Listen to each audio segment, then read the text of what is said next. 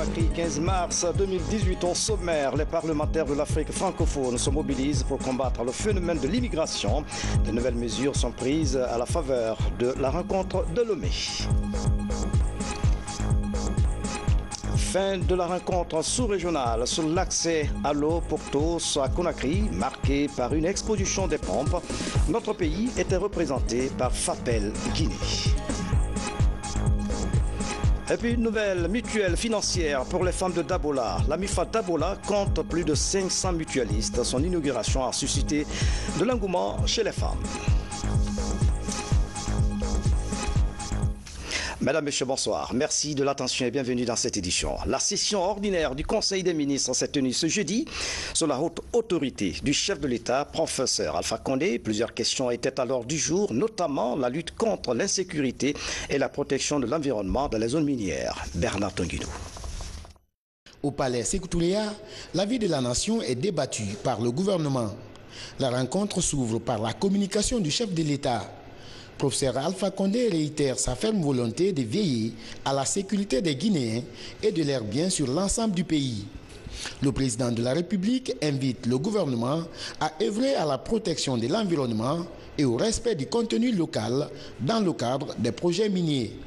Au titre du premier point de l'ordre du jour, le président de la République a réitéré sa volonté ferme à veiller sur la sécurité des personnes et de leurs biens, à garantir les droits fondamentaux des citoyens et l'intégrité du territoire national. Le chef de l'État a demandé au gouvernement de veiller à ce que les acteurs du secteur privé soient membres des conseils d'administration des institutions d'enseignement supérieur et professionnel pour une meilleure prise en compte des préoccupations en matière d'employabilité des jeunes diplômés.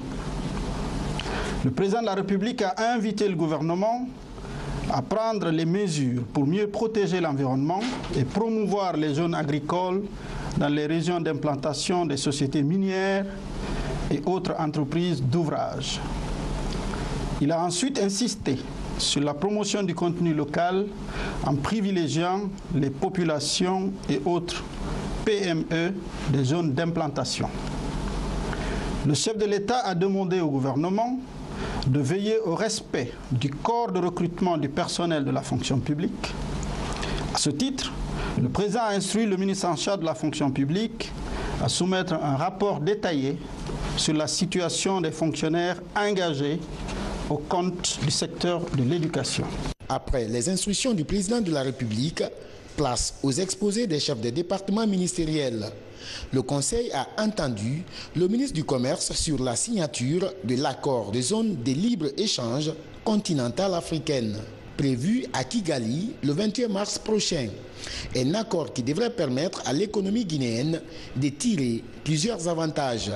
Le ministre a suggéré que pour que notre économie puisse tirer profit des avantages de cet accord, la Guinée doit entreprendre les réformes politiques visant à, premièrement, compenser les pertes et recettes douanières, 2.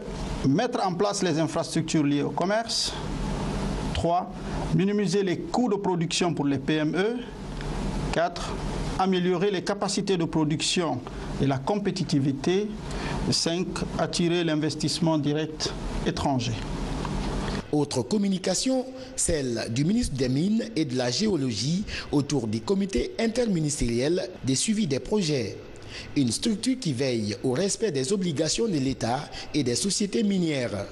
Pour la réalisation de cette mission, le Conseil encourage le comité à mettre notamment l'accent sur la consolidation des approches relatives à l'impact social, environnemental et économique.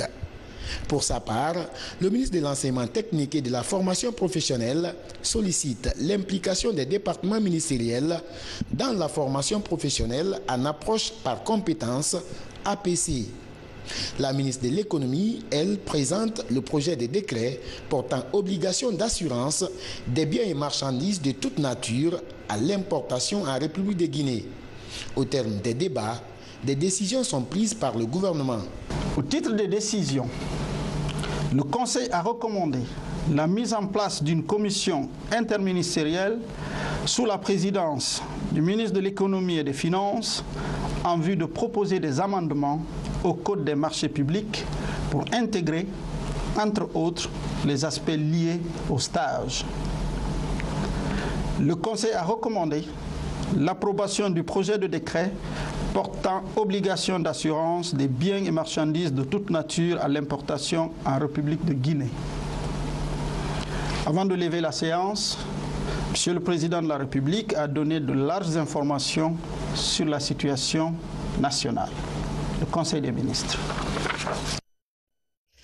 Et puis le président de la République a reçu en audience ce jeudi la société chinoise chargée des travaux de réhabilitation et de modernisation de l'autoroute nationale numéro 1 Koya-Daboula. C'est dans le cadre du protocole de partenariat stratégique à Chine-Guinée, un protocole qui prévoit 20 milliards de dollars d'investissement dans notre pays.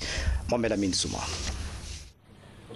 Les travaux de modernisation de l'autoroute Koya-Daboula via Kindia-Mamou vont démarrer dès avril 2018, c'est-à-dire le mois prochain. La société chinoise en charge des travaux est venue rassurer le président Alpha Condé ce jeudi 15 mars de ses aptitudes à démarrer l'extension et la modernisation de l'autoroute Koya-Daboula dans des normes requises. Nous sommes une société spécialement dans la construction des routes et les ponts, et puis les ports, chemins de fer, tout ça, etc. Et nous sommes beaucoup présents en Afrique. Nous, dans les 30 ans qui sont passés, nous avons fait beaucoup de projets en Afrique. Je voudrais présenter mon remerciement pour la confiance et le soutien du gouvernement pour notre entreprise, pour nous confier ce projet de la route nationale au début de Koya, Kendia, et puis Mamou et Daboula. Sur les instructions du chef de l'État, nous allons commencer qu'il s'agit de réhabilitation de cette route. Nous allons assurer avec notre expérience et l'efficacité pour faire ce projet dans les délais avec la meilleure qualité. La ministre guinéenne en charge des travaux publics donne davantage de précisions sur les enjeux des projets routiers sous la gouvernance Alpha Condé. Dans le cadre de suivi de la mise en œuvre de projets routiers qui a été financé dans le cadre de l'accord global signé entre la Guinée et la Chine, pour un montant de 20 milliards. Dans cet accord, une première tranche de 1 milliard a été dégagée pour faire face aux projets prioritaires. Dans cette enveloppe, mon secteur, le département des travaux publics, a bénéficié d'un montant de 600 millions de dollars. Les 600 millions, nous avons réservé environ 220 millions pour le projet de modernisation de la voirie de Conakry et le reste pour faire face au projet de réhabilitation de la route nationale numéro 1 sur ce tronçon Koya jusqu'à Daboula.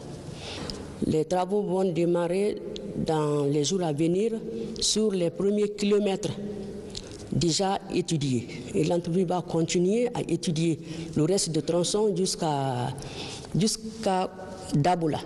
Aujourd'hui, nous avons au moins 3 équipes d'experts qui sont sur la nationale numéro 1 sur le tronçon Koya jusqu'à Daboula en train d'étudier. La modernisation du réseau routier de Conakry, la capitale, est l'autre volet très important pour lequel plus de 200 millions de dollars américains sont affectés.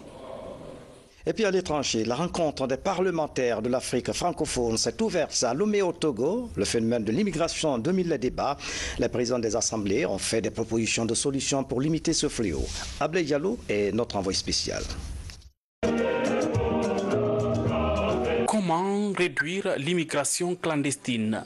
La problématique préoccupe les parlementaires de la francophonie. Réunis à Lomé, ils échangent les idées et les expériences dans le but d'éradiquer le phénomène migratoire qui gagne le cœur de la couche juvénile. Le défi qui s'impose aux dirigeants africains est de favoriser le développement socio-économique par la création d'emplois, ce qui permettra de diminuer le déplacement des jeunes vers les pays développés dont la seule ambition reste et demeure la recherche du bonheur. Il ne s'agira pas pour nous de faire des promesses sans lendemain ou de trouver des solutions miracles, mais de discuter et de réfléchir aux solutions idoines ainsi qu'au rôle qu'est le nôtre face au phénomène de migration des jeunes Africains vers les pays du Nord au péril de leur vie. L'Afrique, avec une population estimée à plus d'1 milliard d'habitants, est le continent de l'avenir, je vous le dis. Avec sa jeunesse aussi dynamique, elle a le potentiel de devenir la plus importante force motrice qui changera le monde de demain. Il nous faut donc réussir à canaliser cette dynamique démographique pour la mettre au service de l'émergence du continent. Cette conférence de Lomé offre l'opportunité à ses participants de définir le rôle des parlements dans la mise en place d'une politique sécuritaire en vue de démanteler les réseaux de trafiquants humains. Pour l'honorable Claude Kourikondianou, la révision de la politique d'enseignement technique est une piste à explorer. Les hommes sont faits pour se mouvoir, pour voyager, pour aller de pays en pays, mais encore faut-il prendre des dispositions pour éviter les migrations clandestines. Pourquoi nos jeunes vont généralement à l'extérieur? Ils vont à l'extérieur dans les pays du Nord et avec l'espoir de pouvoir trouver du travail parce que on a les pays, tous nos pays sont en crise d'emploi. Alors, j'ai personnellement été amené à intervenir pour leur dire qu'il faut que nous révisions notre politique de formation, nos politiques de formation. La formation en donnant la priorité à la formation technique, professionnelle, pour fabriquer moins de diplômés d'université, formation générale, et qui n'ont pas, n'est-ce pas, une formation adaptée à l'employabilité. Selon le département des affaires économiques et sociales des Nations Unies, le total des migrants africains est estimé à plus de 16 millions en 2015 et 80% de ces migrations se déroulent entre États africains. D'où la nécessité de renforcer la coopération multilatérale. L'actualité encore, les travaux de la 62e session de la Commission de la condition de la femme se poursuivent à New York, aux États-Unis. Notre pays y est fortement représenté. La délégation guinéenne s'est distinguée dans les discussions par la qualité des interventions. Le point avec Fatoumata Samoa, notre correspondante depuis New York. À la 62e session de la Commission de la condition de la femme, une forte délégation guinéenne participe activement aux travaux. Composée de commis de l'État, de parlementaires et de représentants d'organisations de la société civile, la délégation guinéenne s'illustre dans les débats. Aïssata Traoré a rallié New York dans le but de parler de la stratégie, des acquis et des perspectives de la Fondation PROSMI, mais aussi pousser un cri de cœur. Rien ne peut se faire pour la réussite de la fille sans sa formation. Alors, je voudrais demander aux parents de laisser leurs filles aller à l'école, étudier, les laisser comme les garçons étudier et demander à l'opinion internationale, c'est-à-dire les gouvernements, les partenaires au développement, d'apporter de l'appui, ne serait-ce que des primes d'encouragement à ces filles-là et de soutien aux parents pour que les filles puissent réussir. Parce que quand une fille réussit, c'est une famille qui a réussi, c'est un foyer qui a réussi, c'est une nation qui réussit.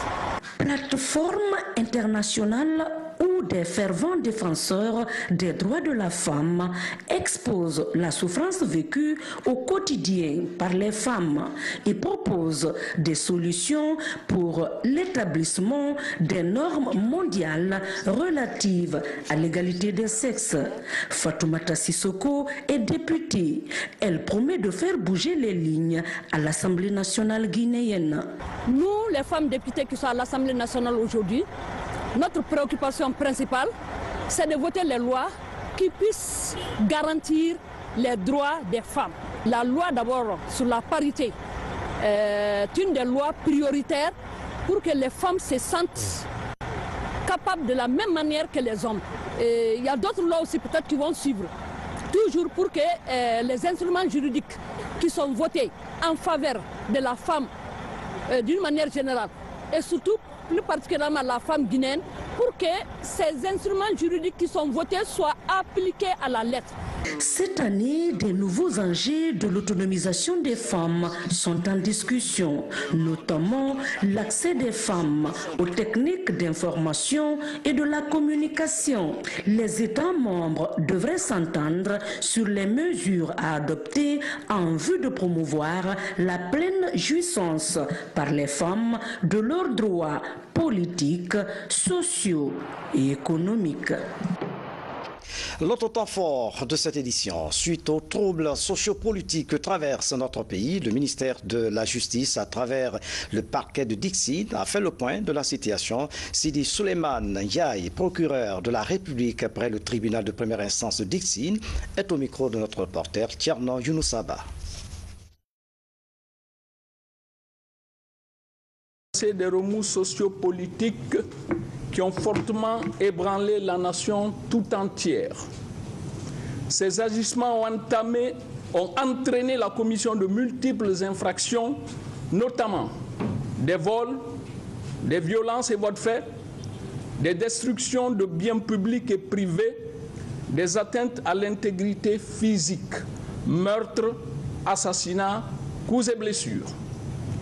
Dans sa mission régalienne d'assurer la sécurité des personnes et de leurs biens, l'État, à travers ses structures appropriées, police, gendarmerie, a engagé des enquêtes dans le but de rechercher et interpeller les suspects afin de les déférer devant la justice.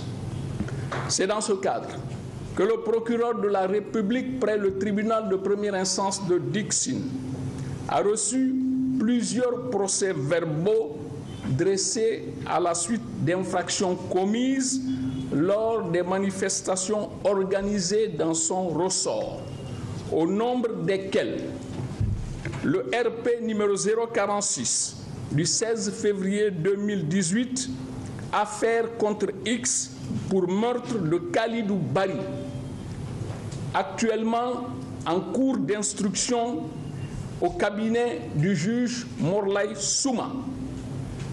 Le RP numéro 060 du 27 février 2018, affaire contre X pour meurtre de Boubacar Sidi Diallo, en cours d'instruction préparatoire au cabinet de M. Sekouba Kondé.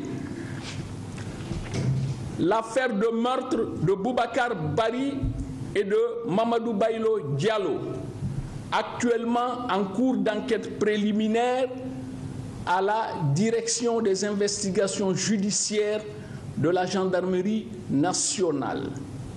Il est important de rappeler que suivant procès verbal du 22 février 2018 de la brigade de recherche de Matam, Boubacar Diallo dit Grenade a été présenté au parquet de Dixine à la suite d'un mandat d'arrêt décerné contre lui le 20 mai 2016 par un juge d'instruction pour tentative de meurtre, détention illégale d'armes et port illégal d'uniforme militaire.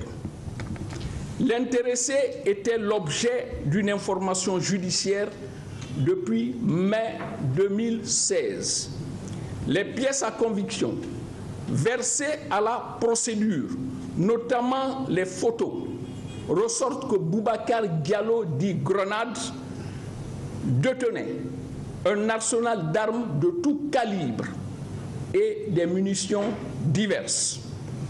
Les images produites à la procédure montrent l'inculpé tantôt en train de manier les armes, tantôt en compagnie de personnalités appartenant à une formation politique de la place et à une institution constitutionnelle. Il faut par ailleurs noter que le 19 mai 2016, à la suite de la tentative de meurtre sur la personne d'un gendarme, Boubacar Diallo dit Grenade avait été grièvement blessé. Après avoir reçu les premiers soins dans une clinique en Guinée, il est parvenu à quitter le pays par l'aide et par l'assistance de certaines personnes appartenant à sa formation politique. Revenu en Guinée sous une nouvelle identité, Boubacar Diallo dit Grenade a été interpellé et déféré à notre parquet. Il a été présenté au juge d'instruction en charge de la procédure qu'il a régulièrement placé sous mandat de dépôt le 2 mars 2018. Il ressort des renseignements reçus que Boubacar Diallo dit Grenade a reconnu qu'au cours des manifestations, certains individus ont disposé de projectiles et d'armes à feu comme les PMAK et ont à l'occasion été utilisés contre la foule, faisant des victimes aussi bien parmi les manifestants que dans les rangs des forces de l'ordre. Plusieurs autres déclarations ont été faites par Boubacar Diallo dit Grenade qui ne peuvent actuellement être l'objet de révélation par respect pour le secret de l'instruction. Il est à regretter qu'un individu comme Boubacar Diallo dit Grenade puisse avoir des relations aussi étroites avec des personnalités comme le montrent les pièces à conviction produites à la procédure. Le procureur de la République, près le tribunal de première instance de Dixine, tient à rassurer l'opinion nationale que toutes les personnes impliquées de près ou de loin dans cette affaire seront poursuivies et jugées conformément à la loi. Le procureur de la République, je vous remercie. Voilà, dans le même registre, ces derniers temps, la capitale guinéenne a connu des perturbations qui ont attisé l'insécurité. Le ministère de la Sécurité et de la Protection civile vient d'engager des mesures énergiques pour ramener le calme et la quiétude sociale. Nous vous invitons à suivre cette déclaration du contrôleur général de la police, Boubacar Kassi, en direct dans ce journal. Communiqué du ministre d'État, ministre de la Sécurité et de la Protection civile. Le ministre d'État, ministre de la Sécurité et de la Protection civile, a constaté avec amertume que depuis un certain temps, une recrudescence d'actes d'incivisme, de rébellion, de meurtre, d'assassinat, d'incendies volontaires et de destruction de biens publics est privé de la part de certains individus, tant à Conakry que dans certaines villes de l'intérieur du pays, dont la seule et unique ambition est de semer des troubles à l'ordre public, de nature à ternir l'image du pays et de saper le pouvoir en place. À ce titre, des barricades de toute nature, érigées à divers endroits dans la capitale Conakry et dans certaines villes de l'intérieur du pays.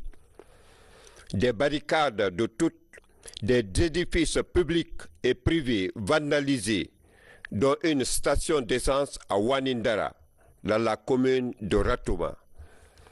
Des personnes attaquées, violentées et dépouillées de leurs biens dans les zones de Matam, Madina, Matoto, Kisoso, Somfonia, Wanindara, Fulamadina, Koza, Bambeto et Cimenterie. Des véhicules publics et privés caillassés et vandalisés dans les mêmes zones, dont entre autres les véhicules de protection civile. Des affrontements à connotation communautaire constatés à la cimenterie, Yataya Centre, Fulamadina, Symphonia et autres. Des paisibles citoyens blessés sur la voie publique. Des agents des forces de l'ordre attaqués à l'aide d'armes blanches et d'armes à feu, dont un policier qui a perdu son œil droit. Des gendarmes qui ont reçu des plombs de fusils de calibre 12. Des morts enregistrés. À cette douloureuse circonstance, le ministre d'État, ministre de la Sécurité et de la Protection civile, adresse ses sincères condoléances aux familles éplorées, tout en souhaitant prompt rétablissement aux blessés. Le ministre d'État, ministre de la Sécurité et de la Protection civile, condamne avec la dernière énergie ces différents cas et rappelle cependant que depuis janvier 2018, plusieurs individus en possession d'armes de guerre, armes blanches et de drogue ont été interpellés. Il s'agit entre autres de Sekou Kamara, Ibrahima Sori Traoré pour détention d'armes de guerre, attaque à main armée et effets militaires. Ablay Bangoura, alias Pato, pour détention d'armes de guerre. Mamadou Sadio Diallo, pour détention d'armes de guerre et effets militaires. Laïba Kamara, pour détention d'armes à feu calibre 12 et des cartouches. Ibrahima Diakité pour détention d'armes à feu calibre 12. Face à cette situation déplorable, vu que des individus mal intentionnés détiennent par devers eux des armes de guerre, des instructions fermes sont données aux forces de sécurité pour renforcer le dispositif de sécurité sur l'ensemble du territoire national. Tout individu auteur d'actes délictuels ou criminels sera interpellé et traduit devant les tribunaux. Le ministre d'État, ministre de la Sécurité et de la Protection civile, invite les uns et les autres à l'esprit civique, à la tolérance et à la sérénité. Par ailleurs, il rassure que des mesures sont prises afin de garantir la sécurité des personnes et de leurs biens. Le ministre d'État, ministre de la Sécurité et de la Protection civile. Je vous remercie. Monsieur Boubacar Kassé, contrôleur général de la police, merci d'avoir été en direct avec nous dans ce journal. On change de sujet. La fête de la femme, on en parle. L'ONG Peace Jam a mis l'occasion à profit pour célébrer la femme rurale à Blouson de Kaloum. Les débats portant sur l'autonomisation des femmes et la remise des satisfecits ont marqué la rencontre. Mounir Diallo, Falilou Diallo, reportage. L'autonomisation de la femme et la lutte contre les violences basées sur le genre est l'une des priorités de Peace Jam. Désormais, elle compte mener le combat en Guinée pour ainsi offrir les mêmes chances et opportunités à la jeune féminine au niveau des postes de prise de décision. L'objectif d'abord de notre ONG, c'est de rappeler aux dirigeants que les femmes existent, que les femmes doivent avoir la même chance, les mêmes opportunités qu'eux, parce que nous avons fait les mêmes écoles et nous sommes sortis de mêmes écoles. J'ai été heureux de m'associer à l'événement organisé par Peace Jam, une ONG dynamique qui a voulu fêter à sa manière la fête des femmes.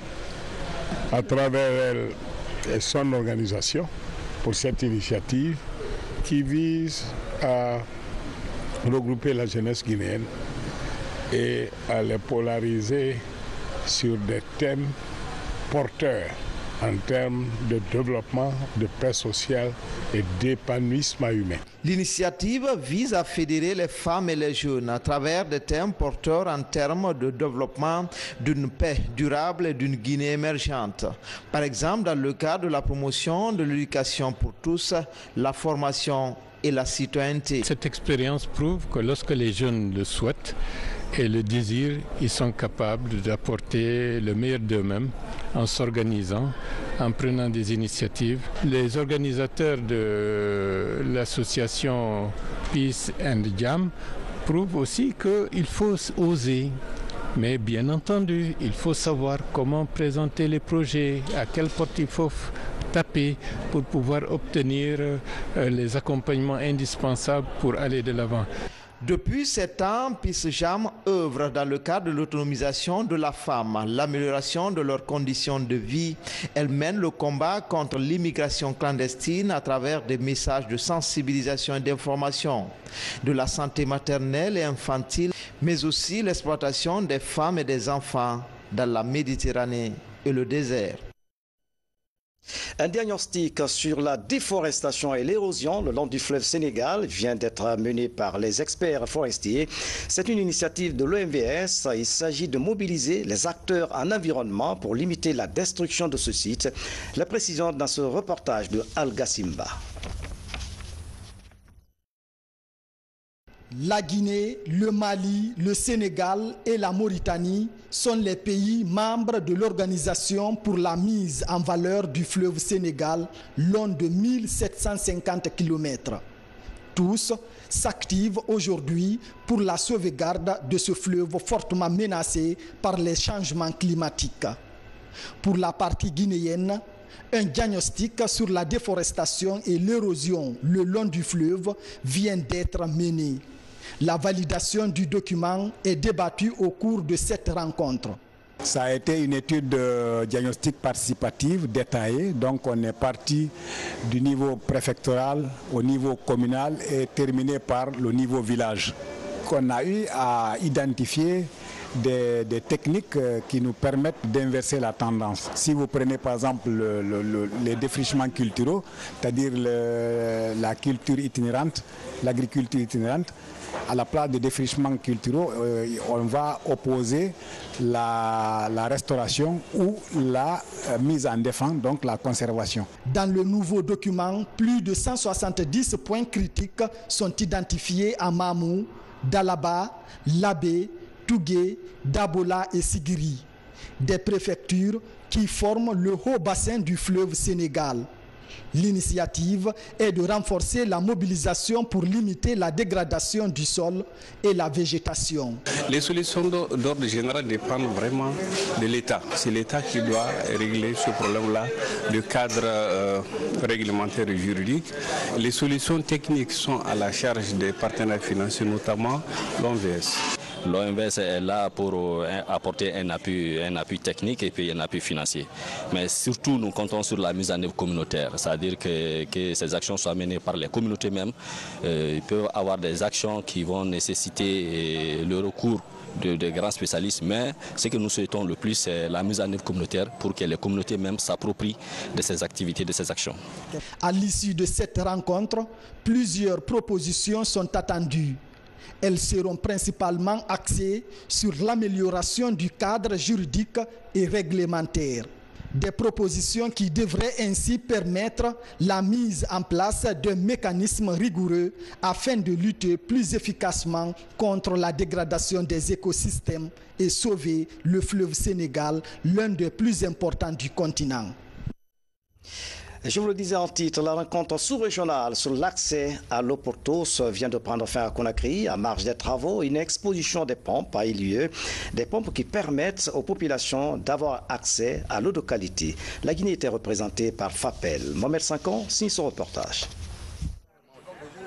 Détenteur du brevet de l'Organisation africaine de la propriété intellectuelle en 2004, du prix du concours La France s'engage au Sud en 2016 et de plusieurs autres distinctions internationales, Agui Boubari présente 5 types de pompes à cette exposition.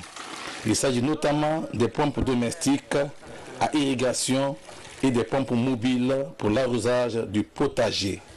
Une nouvelle pompe améliorée est également en expérimentation à Kankan, Labé et à Conakry. La pompe s'appelle Sona 1, du nom de la mère de son inventeur. La pompe Sona 1, elle peut aller jusqu'à 110 mètres de côte d'installation. Elle refoule à 15 mètres de hauteur, 100 mètres sous terrain plat et surtout avec un débit qui varie entre 2000 et 2200 litres heure. C'est une première. Elle est très facile à innover. Et il faut rappeler que cette pompe est en processus de certification avec le Service national d'aménagement des points d'eau où nous avons installé 3 prototypes Nous sommes au 9e mois des tests qui se comportent bien. Plusieurs fabricants de pompes au plan national et international sont présents à cette exposition. Le but est d'amener les utilisateurs à choisir des types de pompes pouvant fournir de l'eau de qualité et en quantité suffisante aux populations. Je suis parmi les premiers clients qui ont mis ça en dehors de la baie. Mais ça marche bien. Même s'il a innové, je ne change pas parce que, comme on dit, on ne change pas une équipe qui gagne. La présence de Fapel Guinée à cette exposition est perçue par les observateurs comme un élément de lutte contre la pauvreté et de réduction de la mortalité dans les zones rurales. Ce monsieur a beaucoup fait pour lui-même, pour notre pays. À travers lui, aujourd'hui, la Guinée a acquis une certaine renommée dans le domaine qu'il maîtrise. Avec la pompe Sona 1, Fapel Guinée compte conquérir le marché national et international pour contribuer efficacement à la réduction de la mortalité et de la morbidité en Guinée. Mohamed Sanko, merci pour ce reportage. La préfecture de Dabola dispose désormais sa mutuelle financière, MUFA. Elle compte plus de 500 mutualistes. Les femmes apprécient le programme du chef de l'État, professeur Alpha Condé, qui aide les femmes à se prendre en charge. Abdelaziz Baldi est à Dabola. De la joie et de la danse. Une manière pour ces femmes de Dabola d'accueillir la nouvelle mutuelle financière mise à leur disposition. Attendue depuis 2 ans, ces femmes disposent désormais d'une ligne de crédit 2 milliards de francs guinéens devant servir au financement de leurs activités. À date, 500 millions sont disponibles pour un taux d'intérêt d'1,5%. Qui aide les femmes rurales aide le pays. Aujourd'hui, nous sommes très contents. Nous sommes très fiers. Voilà 2 ans que nous luttons pour avoir notre MIFA. Elles ont donné leur argent il y a 3 ans. Elles pensaient que la MIFA là, on n'aurait pas pu le mettre en place aujourd'hui. Donc c'est pourquoi toutes les femmes sont contentes aujourd'hui. Et même moi, la présidente, je peux dormir sur mes 2 oreilles aujourd'hui parce que je suis très contente et ravie. Actuellement, plus de 500 femmes sont inscrites à cette mutuelle de crédit. Tour à tour, elles reçoivent les montants empruntés. Des sommes qui varient d'1 à 5 millions de francs guinéens, remboursables en 6 mois. L'initiative vise à accompagner les femmes rurales de Guinée dans l'autonomisation et la lutte contre la pauvreté. Nous sommes très contentes. On nous a promis et aujourd'hui, nous avons notre MUFA. Donc, nous nous engageons à rembourser l'argent au-delà. J'ai rencontré pas mal de femmes qui m'ont passé le message suivant, qu'elles portent beaucoup d'espoir à la MIFA, parce qu'à travers la MIFA, elles vont passer d'un petit capital à X capital pour avancer. Et il y en a une qui m'a dit déjà que tout ce qu'elle vend, elle a déjà ouvert son compte, qu'elle attend impatiemment son premier crédit pour pouvoir augmenter sa table, où elle est en train de vendre de la pâte d'arachide et des condiments. À ce jour, on dénote plus de 29 MUFA à travers le pays. Le ministre d'État à la présidence chargé de la défense nationale au chevet des militaires blessés, Dr Mohamed Diani, s'est rendu successivement au centre médico-chirurgical du camp Samori Touré et à l'hôpital d'amitié sino-guinéen pour visiter les militaires blessés lors des manifestations. Lieutenant Fodé Aboubakar Bangoura, correspondant de la presse militaire. En compagnie du commandement militaire, le ministre d'État à la présidence chargé de la défense nationale s'est rendu au chevet des militaires et civils blessés qui sont admis dans les différents centres hospitaliers de la capitale. L'objectif de cette tournée est de s'enquérir de l'état de santé de ces victimes de la manifestation qui a secoué la capitale dans ces derniers temps. On était au maintien d'ordre à Wanindara, on est parti renforcer l'escadron 5 qui étaient menacés, les a repoussés jusqu'au niveau de rond-point T5. Après, il y a une foule de femmes qui est sortie. Les garçons ont continué. Quand les femmes sont sorties, on s'est arrêté. Bon, pendant les interventions à Cameroun, c'est juste au carrefour de Tombo, c'est là où un projectile est venu m'arriver sur mes yeux et ça a brisé totalement mon œil, côté droit. Soucieux de la vie des agents de forces de défense et de sécurité, souvent déployés pour le maintien et le rétablissement de l'ordre public, Dr Mohamed Diani a encouragé ces hommes en uniforme avant de livrer des messages allant dans le sens de la paix et de la quiétude sociale. Les gendarmes et la police sont en train de maintenir la paix dans notre pays. Ils sont dans leur mission régalienne. Ils sont en train de travailler dans l'intérêt de tout le monde, de tout le peuple de Guinée. La violence ne rime à rien. Nous invitons tout le monde au calme, tout le monde à la quiétude et à la paix. Sans la paix, on ne peut rien faire dans un pays. Cette action de solidarité envers ces sentinelles de la paix est un acte qui les réconforte à servir loyalement la nation. Et puis en plus bref, signature ce jeudi d'un contrat de construction et d'extension du centre de prise en charge des personnes vivant avec le VIH-Sida, CISA Dubreka. Les travaux sont financés par le Japon à hauteur de 922 millions de francs guinéens. Nous y reviendrons. Voilà, c'est la fin de cette édition à tous. Merci de nous avoir suivis. Excellente soirée. Où que vous soyez dans le monde. À bientôt.